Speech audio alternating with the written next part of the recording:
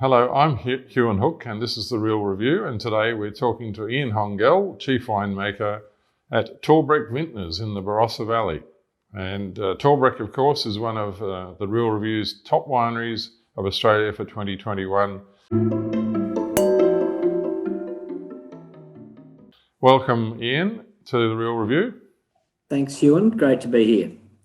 Torbreck is very much, I think, orientated towards Western and Northern Barossa fruit, isn't it? That's the style.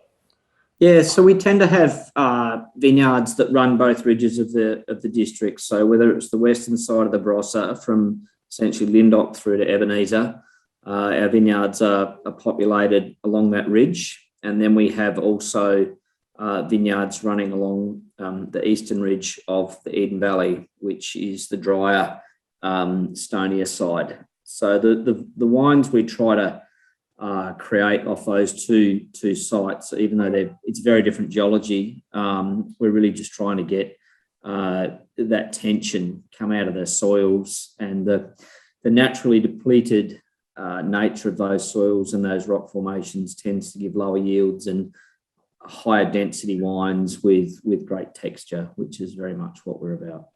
Yeah. Oh, I think people think of big Barossa red when they think of Torbreck. And of course, the Laird, which comes from that great vineyard at Marananga.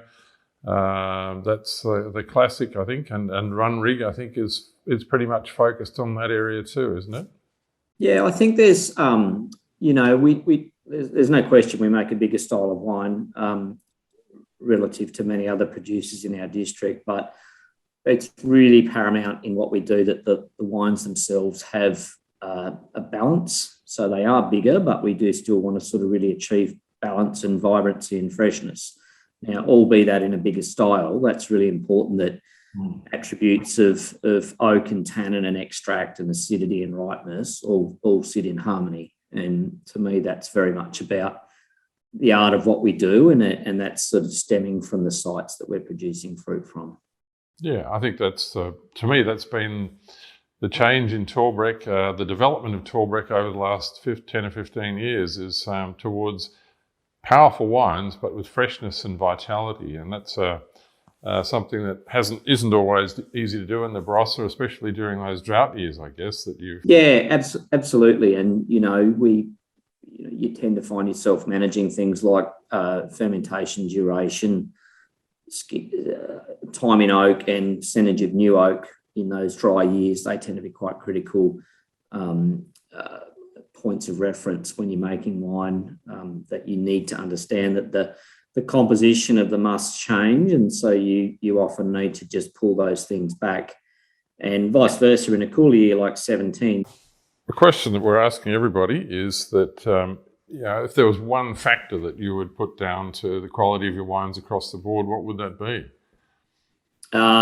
It's probably not one factor, but I think if we want to be really simple about it, to me, it's having a very unified approach between our intent for what we want to do and connecting that to our grape growing.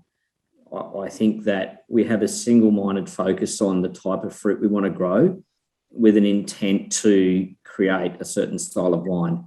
And so we remove happenstance out of our winemaking, and we go for a particular style of viticulture and the way we grow our fruit, and that isn't just, we didn't get low yields because we had a frost, or we didn't get low yields because the set wasn't good or anything like that. We intentionally grow with low fertilizer, low water, gentle practices, and looking to get low yields and extraordinarily high density come out in the wines. Yeah, well, you're a Barossa man born and bred and the son of a grape grower, but you taste the wines of the world. Is there a wine that you might have tasted early in your career that turned the light bulb on for you?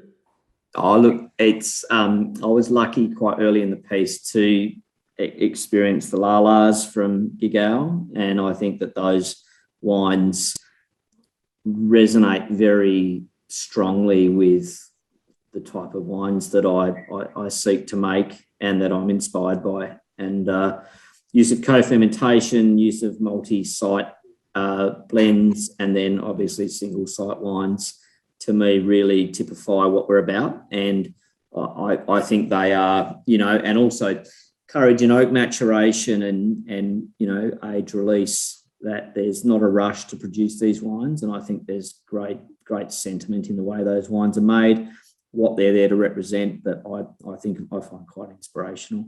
So, Ian, of all the wines that you make at Torbreck, what's your personal favourite? Oh, look, symbolically for me, what really gets me is putting together Runrig and making Runrig. I think that, the Barossa is a place where we have these incredibly old vineyards. Runrig is 6 sites that are blended from vines from 1858 to 1901, and they span that western ridge of the Barossa, from Lindop through to Adrian Hoffman's fruit in Ebenezer. And that's the heritage of what this whole place is about. And so to be a custodian of those sites, we own 3 of them, and we buy fruit from 3 growers. We get to put that wine together, and to me, it's the great thing about wine that makes it more than wine. You're actually playing with history. You're playing with all that genetic lineage back to Hermitage.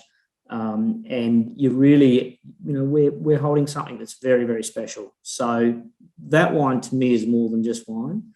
And it's something that, we get to take to the world and talk about our region and what we do and the style of wine that we produce. It's a very distinct wine, but that you can hear the jaws hit the ground when you explain to people just how old these vineyards are, and that they're living and they're still on their own roots, and they are incredibly rare in their context. And one of the things we pride ourselves on at Torbreck is that we have a great percentage. I think it's 25% of our fruit is in excess of 100 years of age.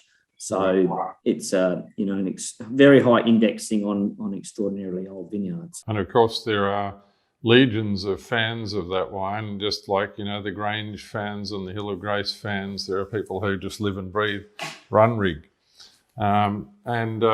But we better wind it up there. So I'm going to say thank you very much for joining us, Ian Hongell, Chief Winemaker at Torbreck Vintners in the Barossa Valley, one of our top wineries of the year 2021. And great to talk to you, Ian, as always.